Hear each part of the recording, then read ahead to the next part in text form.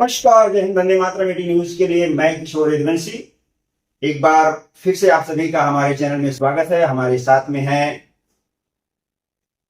सिंधे गुट के एक जाने माने नेता कमलेश राय जी, उत्तर भारतीय सेल के समन्वयक भी हैं।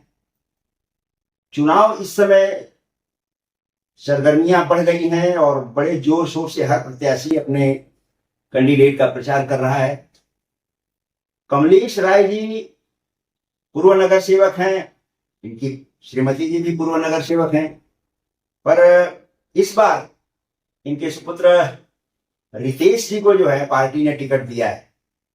और कुछ लोग जो हैं इनके ऊपर परिवारवाद का और इस तरह का आरोप लगा रहे हैं। तो इन्हीं सारी चीजों को कंफर्म करने के लिए कहीं भ्रष्टाचार की बात है, तमाम तरह के लोग हैं और जो इस तरह के आरोप लगाते हैं उसका स्पष्टीकरण जानने के लिए हमने कमलेश राय जी से मुलाकात करने का सोचा है।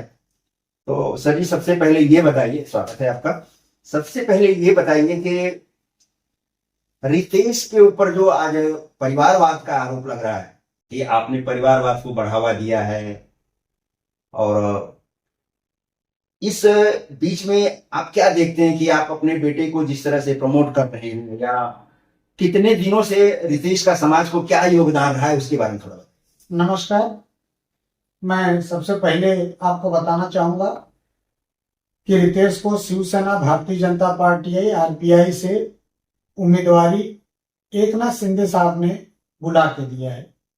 कारण वो 10 साल से युवा सेना में लगातार काम कर रहा था। ब्लड कैंप, मुंबई का सबसे बड़ा ब्लड कैंप जो रखा था, 612 बॉटल उसने कलेक्ट करके दिया। कई जगह जुहू एरिया में साफ सफाई मुहिम पे जाके उन लोगों ने काम किया है। ट्री प्लांटेशन के लिए उसने बहुत बड़ा काम किया है।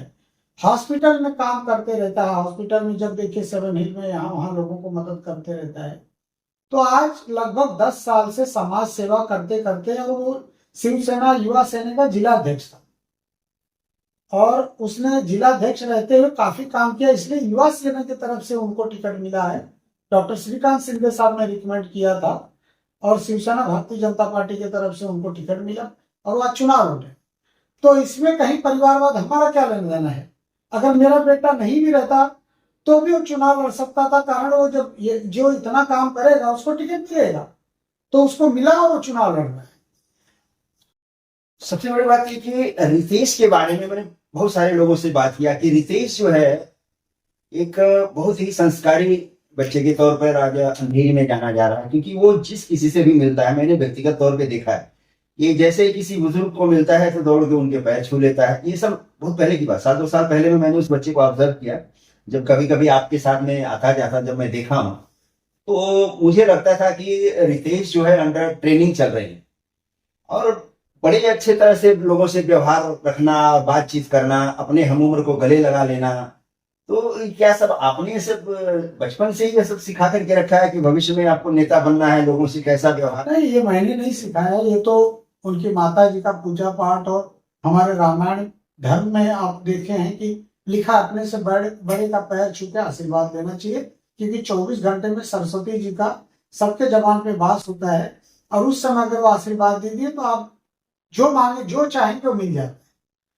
तो वो समाज में उन चीजों का अनुकरण करके, और भाई आज हिंदू मुस्लिम रास्ते में नहीं करते, हम लोग घर में 2 घंटा पूजा करते हैं और बाहर जब निकलते हैं तो ईश्वर से ही मना के निकलते हैं कि हे भगवान हमें शक्ति दीजिए, हम लोग मिल के जाके लोगों की सेवा करें, लोगों का काम करें और हमारे भी किसी दुश्मन का बुरा नजर न लगे और हमारे से किसी का गलत काम न हो। हमें लोगों को मदद करना है, लोगों के बीच जाना है, लोगों की सेवा करना है दिल जीत के। एकनाथ शिंदे साहब हमेशा कहते हैं कि कोई गाली दे तो गाली का उत्तर गाली नहीं है, गाली का उत्तर उसमें लोगों की सेवा करके, सामान्य आदमी को मदद करके उनका दुआ लीजिए, उनका आशीर्वाद लीजिए, वही आपकी ताकत है। और उसी ताकत पे आपने देखा कि हम 5 टर्म चुनाव पहले जीत चुके हैं, ये 6ठी बार रितेश लड़ रहे हैं और हमें गर्व है कि वो मेरा बेटा है, क्योंकि वो खुद मेहनत करता है। और आपने खुद कहा है, मैं तो नहीं आपसे बताया ये बात, आपके तरफ से चीजें निकली हैं। ये देखा हूँ कि रितेश जब भी हमसे मिलते हैं तो दौड़ के अंकल करके पैर छूते हैं, क्योंकि हमको अंदर से बहुत ही गर्व फील होता है कि हमारा एक उत्तर भारतीय बच्चा इतना संस्कारी है और इतने अच्छे ढंग से काम कर रहा है, भविष्य में आगे जाने की उसकी गुंजाइश काफी अच्छी लग रही है। हमने तो कहा था महायुति से जिसको मिलेगा हमारी पार्टी से, चाहे वो बीजेपी को मिले चाहे हमको मिले, हम लोग मिल के उनको जिता के लाएंगे। लेकिन आपने देखा होगा कि एक महान भाव यहाँ से बीजेपी से मांग रहे थे, जिनका टिकट कटा तो वो इंडिपेंडेंट भाई हैं, और उसमें शर्मा साहब हम उत्तर भारतीयों में एक बड़ा नाम था, पुलिस डिपार्टमेंट में उन्होंने बहुत सारा योगदान दिया है। हमें लगा था कि शर्मा साहब क्यों नाराज है मुझे नहीं पता, लेकिन वो गार्जियन थे, हमें डांट के बुला सकते थे, कोई बात होती कह सकते थे, लेकिन उन्होंने विरोध शुरू किया है। बहुत लोगों को कह रहे हैं, उसका हमें जरूर अंदर से दुख है, क्योंकि समाज में एक दूसरे का मदद नहीं लोग करते हैं और इस तरह का नहीं होता है, लेकिन इस बार ये हुआ है जिससे काफी दुखी हुए हैं लोग। तो लोग वही पूछ रहे हैं, अरे यार उत्तर भारतीयों का इतना बड़ा चेहरा, शर्मा जी के साथ तो तुम एकदम लगे थे, तो क्यों तुम्हारा विरोध कर रहे हैं? तो मैं बोला मुझे पता नहीं, मैं तो मिला तो बोले मैं उसको जबान दिया हूँ तो मैं उसके साथ रहूंगा। बोला ठीक है साहब, आप जैसा भी आदेश देंगे कोई बात नहीं, आप हमसे बड़े हैं, आप जो निर्णय लेंगे आप सोच समझ के लेंगे, पर ठीक है हम लोग काम कर रहे हैं। और मुंशी पटेल भी हैं साथ में, आशीष सेलार साहब का लाए थे, उन्होंने अच्छी सभा ली, मैं आपको फोटो दूंगा, उसमें भी कम से कम 7-8 हजार लोग थे। कल जाहिर सभा है, कल उदय सामंत साहब उद्योग मंत्री आ रहे हैं शाहबाग में, आपको समय होगा तो आप भी रहिएगा। तो कार्यक्रम चला। उत्तर देखिए, बीजेपी शिवसेना का जो वोटर है वो किसी के बहकावे में नहीं आएगा, किसी का बंधुआ मजदूर नहीं है। तो बीजेपी शिवसेना का वोटर एक जगह वोट डालेगा, और वोट आप देखिएगा 10 से 11 हजार है, तो वो यहाँ वहां जाएगा नहीं। लोग कुछ लोग लुभावना देके डराना, लोगों को धमकी देना, तो ऐसे लोगों के बारे में खुद ही लोग जानते हैं, जो अपने माथाड़ी महीने का उनका इनकम 20-25 लाख है, फिर भी माथाड़ी में अपने बच्चे को डाले हैं, वो गरीब बच्चे कमाते खाते हैं उससे। रोड पे जो गाड़ियां लगती उसका पार्किंग का पैसा लेते हैं। वो बेचारे सर्विस सेंटर एक लड़का खोला था, उसको बुला बोले पार्टनर बना नहीं तेरा बंद कर दूंगा, उससे पैसा लेते हैं। तो वो लोग हमारे में भ्रष्टाचार का आरोप लगाते हैं। दूसरी एक बात, अलमीरा रोज एक पे डालते हैं, वो मैं बताना चाह रहा हूँ 2022 से नगर सेवक पद हट गया है। 2022 के बाद प्रशासन अपने हिसाब से जहां काम करना कर रहा है, वो 2022 के बाद वाला सब निकाल के लिस्ट बोलते हैं ये फंड आया था तो कहाँ गया। तो आप बताइए, जब नगर सेवक मैं नहीं हूं, तो जैसे मैं नगर सेवक नहीं हूँ, माजी नगर सेवक, वैसे अलमेडा भी माजी नगर सेवक है, तो उसकी जिम्मेदारी खुद की नहीं है ये फंड कहाँ गया और कैसे हुआ। तो इस तरह का बदनाम करने के लिए वो क्या है कि हमेशा दूसरे से कंप्रोमाइज करके किसी से पैसा उठा लेंगे, उसके बाद उसके खिलाफ दूसरे के बोलने लगेंगे। तो इस तरह का जो स्वभाव और बर्ताव करते हैं गलत है। अगर आपको चुनाव लड़ना है, जो काम किया है काम के बारे में बताइए। हमने तो 15 साल में जो किया बता रहा हूँ आपको। आप देखे होंगे कि जो ब्रिज बना है MIDC को, वो हमने बनाया था। 40 झोपड़े तोड़ के MIDC से मरोड़ को जोड़ता नहीं, पहले आधा घंटा लगता था लोगों को पैदल जाने, आज 5 मिनट में MIDC पहुंचते हैं। मरोड़ मरोसी रोड हमने कंक्रीट करा के लिया था, वहां पे हमने 24 की लाइन, 12 की लाइन, 18 की लाइन हमने डलवाया था, क्योंकि वो लाइनें सब जब देश आजाद हुआ था तब 6 की 8 की थी, 10 की, उसको चेंज करके हमने दूसरा डाला। जब इस वार्ड में मैं नगर सेवक बना तो मरोड़ मिलिट्री रोड कंक्रीट करा के लिया। उसके बाद मरोड़ मरोसी, जिस रोड से आप आए होंगे अभी, बोरोसिल रोड या बोरोसिल कंपनी थी, ये रोड हमने कंक्रीट करा के एक्विजिशन कराया। फिर उसके बाद प्राइवेट रोड था, ये एक्विजिशन करा के उसको फिर कंक्रीट किया।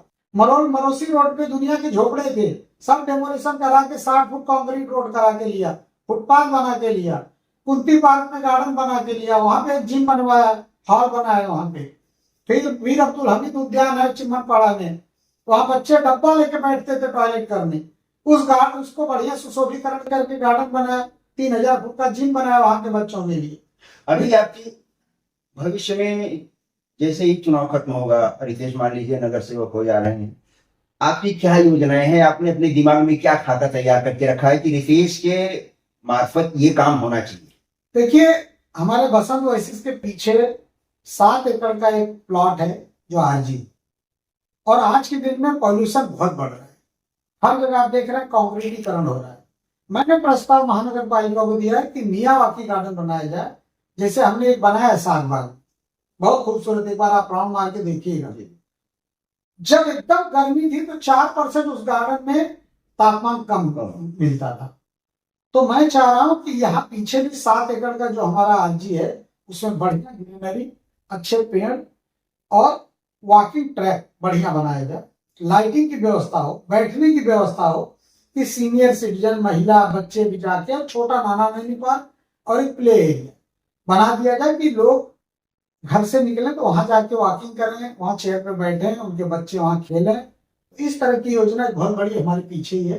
दूसरा, मैंने शहर में फुटबॉल ग्राउंड डेवलप किया है, उसको आप देखिए, पाथवे बनाया लगभग 1 किलोमीटर का, लोग वॉकिंग करते हैं। पहले शहर में कहीं जगह ही नहीं थी, तो वो काम एक बहुत अच्छा हुआ शहर में। शहर के सारे रोड हमने कंक्रीट करा दिया। उसके बाद सीवरेज लाइन का काम चालू, क्योंकि गाँवधन में कई नगर सेवक आते गए आज तक। मैं तो 15 साल से, उसके पहले भी थे, अल्मेडा भी थे, तब नहीं किया सीवरेज लाइन का काम। आज हमने पास करा के पूरा सीवरेज लाइन का काम एकनाथ शिंदे साहब के नेतृत्व में हुआ, और बीजेपी शिवसेना के नेतृत्व में काम सारे हो रहे हैं मुंबई में। तो ये विकास का काम है, यही हम लोग करते हैं। दूसरा एक बड़ा काम, क्लस्टर डेवलपमेंट एकनाथ शिंदे साहब ले रहे हैं, जो 100 एकड़ में बनेगा। तो ये जो बनेगा वो शहर, अपना नौपाड़ा और चिमनपाड़ा, ये मिला के बनने वाला है। उसमें साहब बता रहे थे, उन्होंने बताया कि गवर्नमेंट ने ऐसा स्कीम निकाला है कि अच्छा खूबसूरत घर, अच्छा हॉस्पिटल, अच्छा गार्डन, अच्छा स्कूल और अच्छी व्यवस्था वहां पे होनी चाहिए, अच्छे रोड। तो जब ये सारी चीजें बनेगी तो झोपड़पट्टी में जो एक दिमाग में लोगों का रहता है झोपड़पट्टी वाले, उनके बच्चे भी, जो हर सोसाइटी के लोग पढ़ लिख के अपने बच्चों को पढ़ा लिखा के आगे जाते हैं, वैसा उनके बच्चे भी पढ़ लिख के आगे बढ़ेंगे, अच्छा माहौल तो मिले। ये होने से बहुत बड़ा काम होगा। जैसे धारावी का डेवलपमेंट हो रहा है, उसी तरह का यहाँ भी होने वाला है। तो ये होने से हमारे सामान्य गरीब आदमी के बच्चे भी बिल्डिंग में रहेंगे और लोग अच्छी तरीके से रह सकते हैं। और हेल्थ का बहुत बड़ा प्रॉब्लम है आज के दिन में, तो सरकार ने, भारत सरकार ने जो भी योजनाएं निकाली है, उसके माध्यम से हम लोग उनको भी 5 लाख का इंश्योरेंस करा के, कि सबको पता चले और उससे लोगों को फायदा हो, कुटुंब का उनका 5 लाख का निकलेगा। क्योंकि सबसे बड़ी दिक्कत आज के दिन में घर में, आप देखिए, अगर हार्ट का प्रॉब्लम हो गया, कोई बड़ा प्रॉब्लम हो गया, तो घर का पूरा सिस्टम खराब हो जाता है। लेकिन 5 लाख सरकार ने दिया है, तो वो अगर सबका इंश्योरेंस का कार्ड बन जाएगा तो उनको उसका बेनिफिट। जैसे आपने स्वास्थ्य का मुद्दा उठाया, तो सबसे बड़ा एक इशू, एक मुद्दा हो गया है सेवन हिल हॉस्पिटल का, जिसे मतलब कि आपके विरोधी, आपकी दूसरी पार्टियां जो हैं वो अफवाह उड़ा रहे हैं कि या सच है या क्या है। वो कहते हैं कि ये हॉस्पिटल जो है प्राइवेट करके इसे अंबानी को जो है दिया जा रहा है। आपकी सरकार पर इस तरह का इल्जाम लगा रहे हैं, क्या इसमें सच्चाई क्या है? अभी तक तो ऐसा कुछ हुआ नहीं, मैं तो सुन रहा हूँ 3 साल से। हम तो मांग कर रहे थे कि एम्स बन जाए, एक बड़ा हॉस्पिटल है 19 एकड़ में है, मेडिकल कॉलेज बन जाए, क्योंकि एक मेडिकल कॉलेज बनेगा तो 100 लड़के एमबीबीएस करके निकलेंगे। जी। और हमारे क्षेत्र के विकास के लिए पहले कैंसर हॉस्पिटल खाली बन रहा था, मैंने विरोध किया था सभागृह में, और तरुण श्रीवास्तव साहब ने सीएम से उस जमाने में बात करके उन्होंने इसको जनरल हॉस्पिटल कराया। और उस समय 19 एकड़ में हॉस्पिटल बना है, 3000 बेड का हॉस्पिटल है। सबसे ज्यादा कोरोना में पूरे महाराष्ट्र में अगर कोई मदद किया होगा तो सिविल हॉस्पिटल यहाँ से हुआ है, जो एडमिट हो गए ठीक होके जाते थे। तो यह हॉस्पिटल हम लोगों के सौभाग्य से मिला है मरोल वालों को।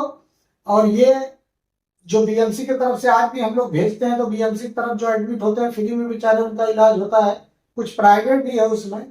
तो सेवन हिल हॉस्पिटल रहने से बहुत फायदा हुआ, और मैं चाहूंगा कि सरकार इसको सरकारी तौर पे ही रखे, जिससे सामान्य नागरिक को मदद।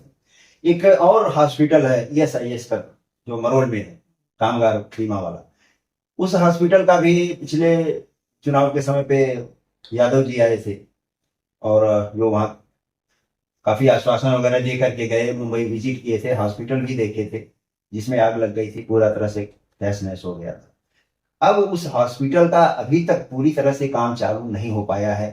कांग्रेस के, शिवसेना, यूवीटी के और दूसरी पार्टियां जो है तमाम उस पर आंदोलन कर रही हैं, पत्रबाजी कर रही हैं, उसका भी काम अभी तक अटका हुआ है। तो आपकी सरकार इस पे क्या संज्ञान ले रही है? भारत सरकार के नेतृत्व में ये सारे हॉस्पिटल आता है, और वहां पे आग लगने से आपको पता पूरा जल गया, और पूरा खाक होने के बाद 3-4 साल से उसका काम चल रहा है। अब काम पूर्ण होने के कगार पे, वो बहुत जल्द ओपन होगा, और उसका काम हो गया है, और जनता के लिए भी, लोगों के लिए खोलेंगे। तो इस बीच में जो पार्टियां आंदोलन कर रही हैं, तो इनके साथ में आप अपने तन मन धन से पूरी तरह से साथ में सहयोग कर रहे हैं? देखिए, आंदोलन खाली दिखाने के लिए करना है तो अलग बात। आंदोलन का हेतु ये होता है कि काम होना चाहिए। 2-2.5 साल बीच में मेट्रो वगैरह का काम बंद हो गया था।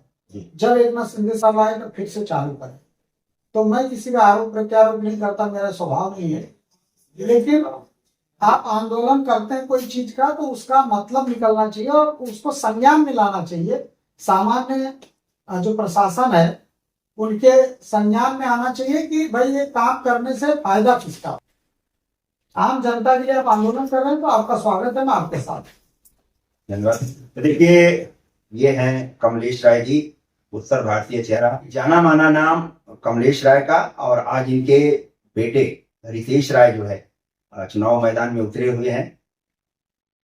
आप सभी उस बच्चे को देखिए, उसके काम को देखिए, उसके व्यवहार को देखिए, और हो सके तो जितना हो सके उसकी मदद करिए और अपना कीमती वोट दे करके उस बच्चे को अपनी सेवा में फिर से लेके आइए।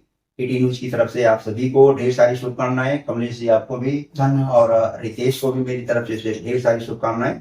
इसी के साथ हम आपसे विदा लेते हैं। अगले किसी एक और जानी मानी शख्सियत के साथ हम आपके सामने फिर हाजिर होंगे। तब तक के लिए नमस्कार, जय हिंद, वंदे मातरम, धन्यवाद।